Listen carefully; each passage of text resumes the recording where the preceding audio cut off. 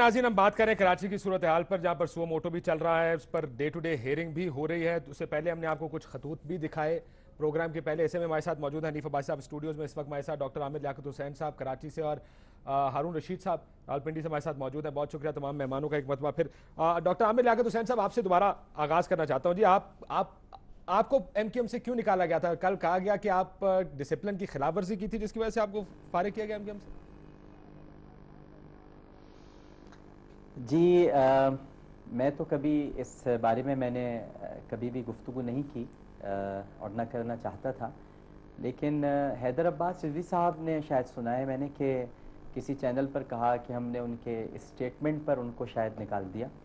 तो पहले तो उनको अपने बड़ों से पूछ लेना चाहिए था कि बात क्या है, और बच्चों को बोलने से पहले बड़ों से मालूमात हासिल कर लेनी चाहिए कि, और ज़ाहिर है कि उनकी और जुल्फ़िकार मिर्ज़ा साहब की आपस में लड़ाई चल रही है।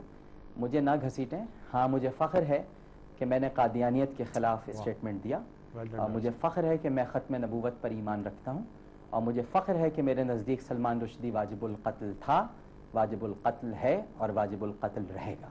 अगर ये स्टेटमेंट मेरे निकलने का सबब बना है तो मेरे इस निकलने पर भी मुझे बहुत फ़ख्र है, और इस एज़ाज़ पर मैं हमेशा अल्लाह ताला के हुज़ूर सरबसजूद रहूँगा।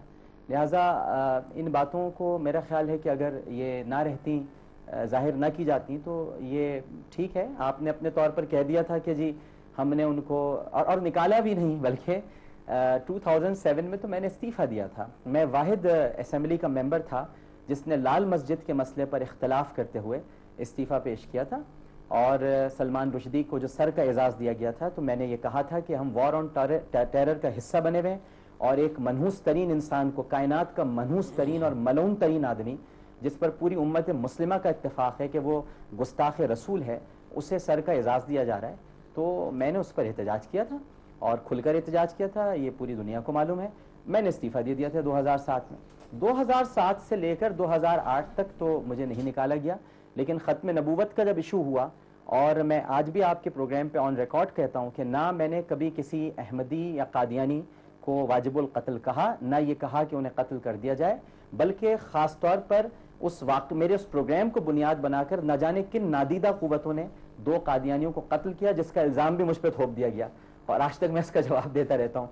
मैं तो आपसे ये कहूँगा कि मेरा दीन, मेरे सरकार हमें ये सिखाते हैं कि किसी एक इंसान का कत्ल पूरी इंसानियत का कत्ल है, ना हम तो आप पर ये इल्जाम लगा और ना जायज़ मानते हैं। वो इल्जाम लगा था क्योंकि उन्होंने कहा कि जी डिसिप्लिन की खिलाफ वर्जी करने पर डॉक्टर आमिर लियाकत हुसैन साहब को पार्टी से निकाला गया। देखिए पता नहीं जी, वो अगर डिसिप्लिन की खिलाफ वर्जी ख़त्म नबूवत पर ईमान है, तो ये खिलाफ वर्जी तो मैं क़यामत तक करता रहूँगा भाई। बिल्कुल दुरुस्त।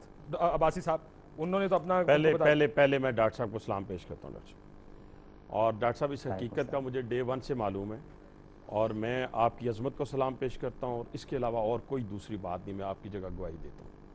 और मैं समझता हूँ कि आपने हमारे लिए भी एक जज्बा ईमानी पैदा किया है, हर मुसलमान के लिए जिसके ईमान ही मुकम्मल नबी पाक सल्लल्लाहु अलैहि वसल्लम के बाद होता है।